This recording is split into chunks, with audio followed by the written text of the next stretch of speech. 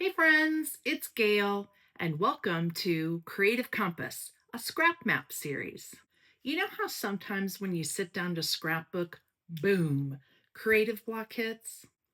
You've got the photos, you've got the paper, you've got the embellishments. But making all those choices feels a bit overwhelming. That's where this series comes in. Think of it like a scrap map, a guide to let you navigate those decisions step by step. From picking papers to choosing a sketch, adding just the right words and embellishments. I'll show you strategies to keep you moving forward instead of getting stuck. So grab your supplies and let's use the creative compass to find our way to finished pages without the stress. But I've come up with what I think is a solution to what us scrapbookers refer to as choice fatigue. And you might be surprised at what I suggest the first step to be. I am going to suggest to you to journal first. Yes, that's what I said, first. And here's why. So once you decide what you are scrapbooking, look at the photos and write everything you want to remember and include in the story of the layout. Who, when, where, why, and then the memories. Use your senses. This will make it so much easier to select everything that goes onto the layout. Plus, you will already have your journaling completed for the page. A lot of times, that's what we get stuck on when we're trying to finish a page, and it gets tucked away and forgotten about. Then, with your journaling, I want you to pull 5 to 10 keywords out of your journaling to help you determine mood and feel or style and theme for the layout. So let me describe what I'm working on here. This is my youngest son, Trey, and he's the one that has our grandson, Oliver, and his wife, Jamie, who's my only daughter in law. Right here, she's beautiful. We finally got to take him out for his birthday. Now, this is not a sign for a gang. It's just what we've done traditionally as our family is we've used our fingers in our birthday pictures to tell us what birthday this is. So this is a 2 and this is 6. So it's 26. Anyway, side story. So I looked through my photos and wanted to remember what exactly happened for this birthday celebration. So I went ahead and journaled, and this is what I wrote. It was a couple weeks late, but we finally celebrated Trey's 26th birthday. He chose BJ's Brewhouse because his favorites are there, beer and wings, followed by Pizookie. We enjoyed some family time, especially seeing Oliver. He smiled so big when he saw his grandpa. It was entertaining watching him try to maneuver a fried mozzarella stick when the cheese string wouldn't break. At least we are not trying to eat the restaurant crayons anymore. So that's my journaling. Now, the words that I pulled out of that to kind of help me along with figuring out how I want to work on this are the words celebrated, birthday, beer and wings, family time, smiled, entertaining, fried mozzarella stick, and restaurant crayons. Now, those are the things that are helping me figure out what exactly it is that I want to remember about this experience. So, even before I am picking the size of my pictures or picking out the pictures, I'm just looking at the pictures and deciding what exactly I want to talk about or remember about this event or this person or the subject. So for this layout, it should include birthday, family, and food elements. And it should be cheerful and happy and focus on the birthday boy and, of course, our grandson. BJ's Brewhouse looks just like it sounds. Brick walls, wood floors, and low lights. And, of course, good food and spirits. Now that you've perused your photos and journaled about the story and memories you want to add to your layout, The next thing is to actually choose the photos you're going to use for the layout. Sometimes this can be the hardest step, as most of us scrapbookers take hundreds of pictures.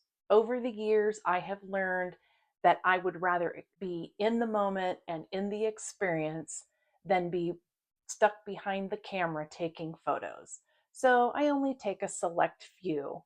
Now, fortunately for me, these are the only pictures that I took for the entire event, and they will fit on one scrapbook layout. The first thing to do is to pick a favorite photo from the event.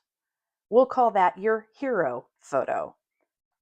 This is easy for this event because it's a birthday party and it's about my son Trey. So this is the hero photo, and I like to make this my largest photo.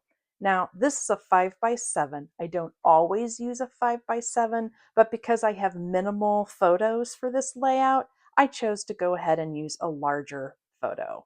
Normally, I use a 4x6.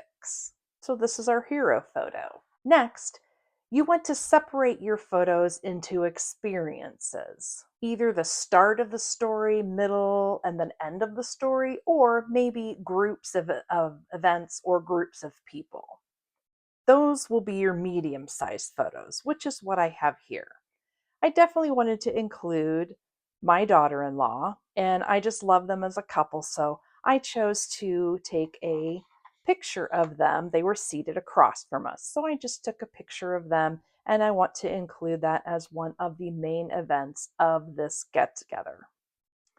The other main event is, of course, me and my husband, and us playing the whole time with little Oliver here. We love taking selfies and he loves selfies. He's actually getting into the Snapchat filters. And so I think in these pictures, that's what he's looking for, and here as well. So I thought I would make this kind of a little bit of a storyline here of just him and his grandpa, him and his grandma, and then him with his grandparents together. So this is kind of a grouping here as well. So this are again medium sizes. This is a 4x6, and these two are 3x4s. This, by the way, is a 4x4. Then you want to maybe add in some details. This would include things maybe like the environment, any food or drink that you had. If you're out on a trip, maybe flowers or landscapes or buildings that you encounter. Those are called details, and those should probably be included in a smaller size. These right here, this is just, I wanted to include my grandson trying to eat that mozzarella stick. I didn't get one of him pulling the cheese, the long cheese, but I'm going to try and include that in an embellishment. But I just love a trio of action shots. And so I picked the best three that I could find with him and made those smaller. These pictures are, this is the Pazuki that we had. It's basically a pizza cookie, so Pazuki, with some ice cream on top. And then we did have wings. And then this is the front of the building. This is the brew house. And then we wanted to include, of course, the beer on tap. Now, I did not take these pictures. I took them off the website. Now, I'm never going to be able to take quality commercial type pictures of details like this, but I wanted to include them, the layout.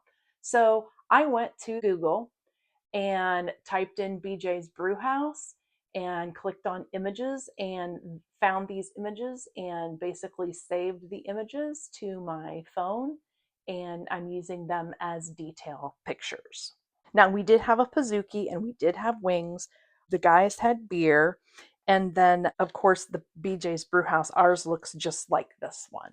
So I got a few detail shots about the evening just to kind of put and add into the layout. And these are actually 2x2s. So these are smaller because they're part of the details of the evening. The last thing in this video I'm going to show you is how I actually make my pictures different sizes. So let's head into the Canva app. Everything I'm going to show you is available on the free version at canva.com. There are also several tutorials on how to use Canva on YouTube. Once you open a project in Canva, select Uploads on the left menu and then select Upload Files to open your photo library. At this point, you can find any and all of your photos that you would like to upload into Canva and select each one individually and then select Add in the top right corner of your photo library. When you select Add, Canva will start uploading your photos selections automatically. The status of your uploads is indicated by the blue bars on each photo as well as the ellipses that start showing up on each photo once the uploads are complete. These ellipses are option menus. All done, now we can select our photos. I'm going to add a blank page so that I can add my hero photo first. Simply click on the photo at the left to add it. To adjust the size of your photo, simply grab any corner and drag to the appropriate size. A measurement box will appear indicating the size of your picture. You can also adjust the sides and center your subject of your photo. Once you've adjusted it to the size you desire, you can also rotate the picture and drag it on your page so that you have room for other photos. The menu on the left here shows you other things you can do with your photos as well, but we're just going to keep adding pictures. In Canva, you can also change the ratio aspect of your pictures. Our cell phones take pictures in a 4:5 ratio, not a 4:6. So when you are wanting a 4:6 photo, you're going to have to crop or change the aspect ratio of your photo to a 2:3 in order to expand it to a literal 4:6. The dimensions I'm using for this project is an 8.5 by 11. I like to use that so that I can add as many pictures as I can to one sheet of paper so that each piece has several photos on them. As you're adding photos to your project, you can leave a white space or a border around them or butt them right up to each other and then cut them out individually once they're printed. Once I have all of my photos on my project, I like to scroll between the two pages just to make sure the color looks the same throughout the pictures. Lastly, download your project and print your pictures. Thank you for joining me on the first video of Creative Compass, a scrap map series. Hopefully, I've inspired you to journal first so that the rest of the steps in the map make more sense and your layouts will come together a lot easier. Join me for the second video where we will talk about layout composition as well as how to use scrapbooking sketches and looking at your photos to create a theme and select papers and embellishments. We'll see you on the next video. Bye-bye for now.